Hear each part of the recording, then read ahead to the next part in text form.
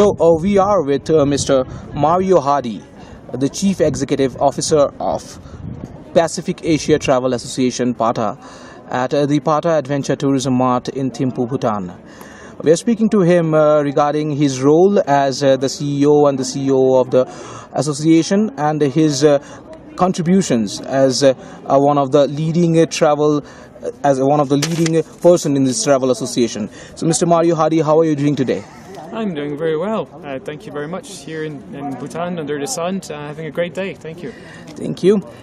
Speaking about your appointment as the CEO of the PATA, you were appointed as the CEO on November 1st, 2014. So, how will you describe your tenure? These 3 months. How was it? Oh, intense. I think sometimes we underestimate how demanding this job could be. I was warned before by my predecessor that it would be really intense. Get requests to speak at events on quite a frequent basis, and the travel calendars get quite filled up very quickly. But I think the important thing for me and for the team is to stay focused on what we have to deliver in 2015 and onward, which are mainly our key events, our research, our training, which is our academy, and as well as all the work we do under sustainability. Sounding really intense. Speaking about your appointment as the Chief Operating Officer, CEO, on January 15th in 2015, I prepare. Which are the most challenging projects that you took up, and describe them for our readers and audience? Sure. I took over as the COO a year ago now, over a year ago, and then as the CEO, as you mentioned before, on the 1st of November. But during that period, my focus has been mainly on looking at the operation side of PATA, the back office, looking at the systems, looking at the web technology we have, the social media aspect of it, and trying to move the association into this century, and using the latest technology in terms of how we develop our applications and services. We are a membership organization. It is about offering values to our members and capability for them to network between themselves.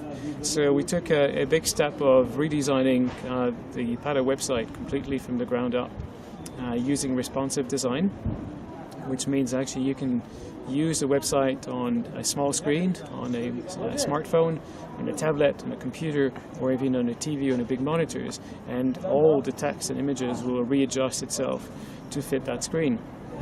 We're also conscious that people now mostly read their newsletters they receive on mobile phones and tablets. So we've also changed our newsletter, which is now called PATA Voice, which is actually in responsive design too. So it enables people to read it more easily.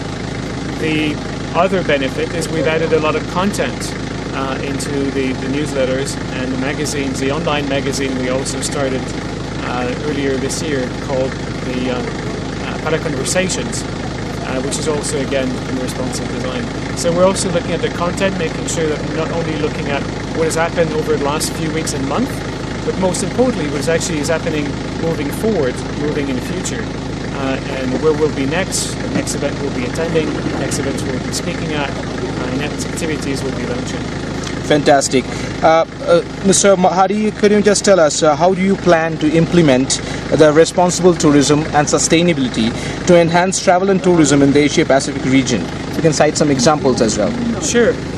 We have a dedicated resource in our office who looks after sustainability. Her name is Chilo. She's based actually in Hong Kong. And her sole responsibility is to look at the sustainability program for the association and for our members. Through partnership with organizations such as EarthCheck, or EC3 as we call them also, GIZ, which is a German government, we've actually developed a website called sustain.pada.org. It is in beta format at the moment, in beta form. It is live, but will officially be launched in a few weeks at ITB in Berlin. We've been uploading over 1,800 case studies onto the site. We're about halfway done at the moment and still progressing with that. And also other organizations, world organizations from the UN are sharing some content to be adding to the site as well. Now this website is built under the Creative Commons license, same as Wikipedia. Therefore, anyone who publishes content give up their copyright. The content can be used, replicated, distributed to anyone. And it is about sharing good practices in sustainability and responsible tourism from both the private sector as well as the public sector, so that everyone and anyone can benefit. The only thing we will not allow is for people to resell the content, but otherwise the content is freely available to anyone. Fantastic. Speaking about international tourism and travel organizations, how is PATA planning to partner with international tourism and aviation bodies like IATA and UNWTO and WTTC to enhance travel and tourism in Asia Pacific? My predecessor, Martin Craigs, under his leadership, actually took the initiative with the rest of the other leaders from UNWTO, WTTC, CLIA, which is a cruise line associations, and many others, to form a coalition called GTAC. The Global Tourism Coalition Alliance. This is not another trade organization. This is not another organization that requires funding or anything like that. It is simply the leaders of each of the international organizations getting together and agreeing to speak in a united voice. When we see an issue in the industry that we want to address, that we all feel needs to be addressed jointly, we meet either virtually online or face-to-face occasionally at one of the international events that we happen to be at, and agree on what will be our main advocacy theme and focus for the next 12 months. And then whenever we speak to a government or whenever we speak to authorities, we speak united with a single voice. So. Fantastic. On a lighter note, as we are here in a travel and adventure travel mart, would you like to share some of your thoughts about adventure tourism? What is adventure tourism for you? And can you share some of your experiences with us? Oh, sure. Adventure travel is something that both my wife and I have been enjoying for many years personally. It is also an industry that I've invested in as a private citizen, as an investor. But also, we enjoy going to places where normally tourists don't normally go. We're a bit unusual in type of tourist. We like to spend time in rural sides of the industry. So to give you an example, recently we traveled to Cambodia for a week. And we went 40 kilometers outside Phnom Penh. In a beautiful rural area, we met fantastic people, discovered great communities, people wearing lovely costumes from the local communities, but also beautiful temples and beautiful monasteries. One of the monasteries we found, we were the only tourist. There were not a single other tourist in the area. But this monastery, I would compare it to St. Paul of Rome. The inside, beautiful paintings, beautiful sculptures. It was extremely peaceful and enjoyed a great time. We did something similar in Siem Reap. Most people going to Siem Reap goes to Angkor Wat. Of course, we've been to Angkor Wat many times before, but we went beyond that, and again another 40-50 kilometers outside, and found again beautiful villages, beautiful temples that most tourists didn't know about, or there were barely anyone. And that goes in line with some of our key theme at PATA for 2015 onward, which is really about promoting the disbursement of tourists. There are 5 key advocacy themes that I have identified for PATA for 2015 onward. But one which is dear to me is the disbursement of tourists. There are many sites who are overcrowded with tourists. You would think of Angkor Wat, you would think of Bali as 2 examples out of many, many hundreds of other examples like that around the world, who receive far, far too many tourists. But you go to sites like we've been, where you don't see anyone. And these communities would enjoy having some tourists around, so to help them alleviate poverty, lift them from poverty and have a better life. If we can help to spread the wealth around the country by pushing tourists into secondary, tertiary destinations, let them discover the real Cambodia, let them discover the real India and other countries. I think that would be a great achievement. Now, we can't do that on our own, and so we hope that with UNWTO and many of our other partners, we can create seminars, workshops, work with our partners, our media partners, to help promote and push tourists into other destinations. That is one of the 5 key advocacy themes we have for this year. The second one is about AEC, the ASEAN Economic Community, which is just around the corner at the end of the year, and then beyond that. And for the private sector in the region, there's a big mystery. And what does it really mean? What does it really mean for us as a business at the end of this year? Does it change anything? Do we have to adapt our business, and does it mean people can go across borders and work freely? The answer is no. Does it mean that we get single entry visa when we travel around? The answer is no, for now. Does it mean single currency? The answer is no. But most people don't know that. And I admit that I'm actually not a specialist in that area, and I don't fully understand all the implications of AEC yet to a private organization. But I hope, again, that with our partners and with both the public and private sector, we can organize seminars and workshops and explain to the private sector what that means. So that's 2. That's the second one. The third one is about human capital development. There is a great need for talent around the region for training. It's a good company with the dog here. The growth of tourism in Asia is really fast and vast, but there isn't sufficient people to occupy all the job vacancies at the moment. There are certainly not enough people trained to occupy all the job vacancies that are required for the next decade of growth. Now, we need to help as an organization to explain to people that tourism is actually a good place to be. It is a good industry to work in.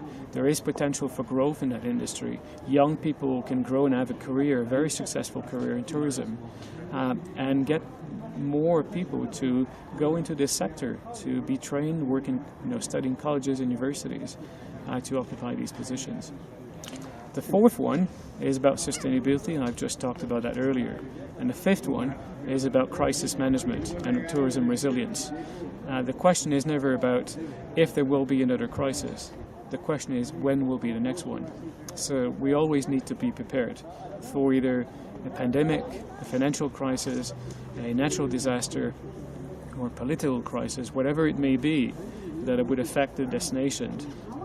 Destinations in both the public and private sector needs to be prepared, and we believe that at PADA, again, we can organize events, we can organize trainings, we can organize academies or training courses to help people get prepared for these type of situations moving forward. So those are our 5 key initiatives, or 5 key areas that we want to focus moving forward. Fantastic.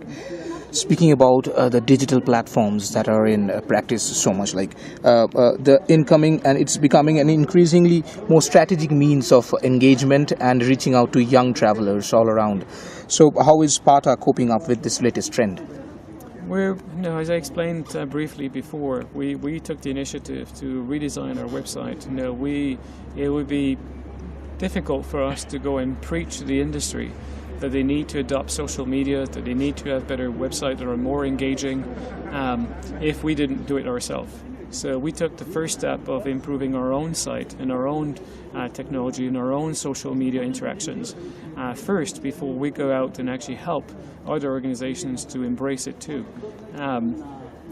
We have, through our partnership with TripAdvisors, to many other organizations who are members of PATA, have organized last year a data digital academy. And we plan to organize many of these this year again to help organizations and national tourism boards specifically to embrace the social media and embrace actually the web to promote the beautiful sites and places like this that they have got available. Thank you so much. It was a nice conversation, and to wrap it up, could you just tell us some of one of the most exciting plans or one of the most exciting event in your calendar 2015 for PATA? For us this year, our largest event will be our PATA Travel Mart, which will be in Bangalore this year in September. Why am I saying it's actually important to us? Not only because it is big, because it is bigger than any other event like this one here, but more specifically because we're attempting to transform the PATA Mart to be more in line with what our members would like. What we've learned from speaking to our members, they would like when they go to an event to do several things. Of course, they like to trade. That's one of the purposes they're going to an event. The second, they like to socialize, meet old friends and make new friends. The other thing they like to do is they like to learn. They want to be educated about the trends and issues in the industries. So we intend to provide all of these three things at our PATA Travel Mart. We will have an investment forum to get people to come in and do business and learn about investment potentials in the Karnataka state. We will get a technology forum. Well, it's quite obvious why, because Bangalore is the Silicon Valley of Asia, and therefore it's quite appropriate for us to have a technology forum there. We will have a technology pavilion in Bangalore also. We will have a sustainability responsible tourism pavilion in both of that event as well. So the PATA Mart will no longer be a 3-day event. It will be a full week event, a 5-day event that will offer opportunities for whoever wants to both learn, trade and socialize and network with people within the sector. Fantastic, Mr. Mario Hardy. Thank you for this wonderful and candid conversation with Travel and Tour World. Have a wonderful day and have an enterprising PATA Adventure Travel Mart ahead. Thank you. Thank you.